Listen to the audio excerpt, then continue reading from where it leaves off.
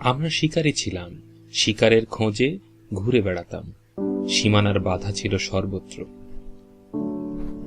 সীমানা ছিল শুধু এই পৃথিবী, এই সমুদ্র আর আকাশ।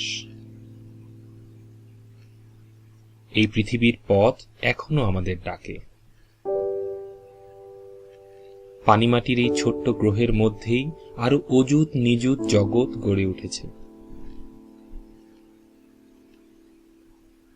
যেখানে আমরা নিজেদের আশ্রয়টাই সামলাতে পারছি না, মেতে আছি ঘৃণা আর রেষারেষিতে, সেই আমাদের কি উচিত মহাকাশে পাড়ি জমানো? যতদিনে আমরা সবচেয়ে কাছের গ্রহতে বসবাসের জন্য তৈরি হব, ততদিনে পরিবর্তন চলে আসবে আমাদের মধ্যে। প্রজন্মান্তরের বিবর্তনই আমাদের পাল্টে দেবে, প্রয়োজন আমাদের পাল্টে দেবে। আমাদের প্রজাতি মানিয়ে নিতে জানে। আলফা সেন্টুরি বা নিকটবর্তী নক্ষত্রে আসলে আমরা যাব না, যাবে আমাদেরই মতো দেখতে একটি ভিন্ন প্রজাতি। কিন্তু ওদের শক্তি হবে আমাদের চেয়ে বেশি, আর ওদের ত্রুটি হবে আমাদের চেয়ে কম। আরো আত্মবিশ্বাসী, দূরদর্শী, আরো যোগ্য, আরো বিচক্ষণ।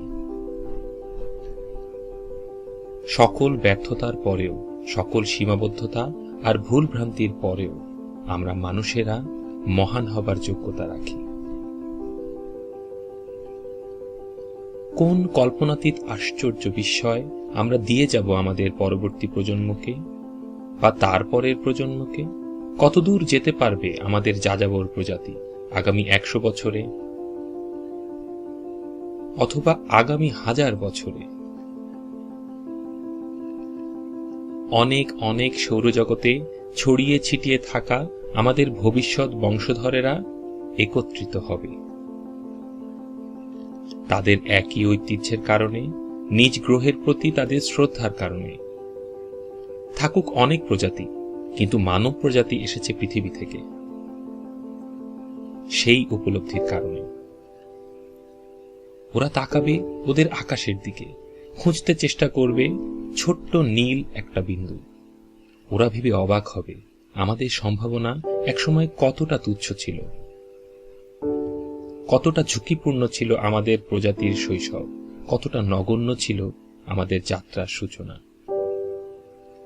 কত লক্ষ নদী পাড়ি দিয়ে ঠিক করে নিতে হয়েছিল আমাদের পথ।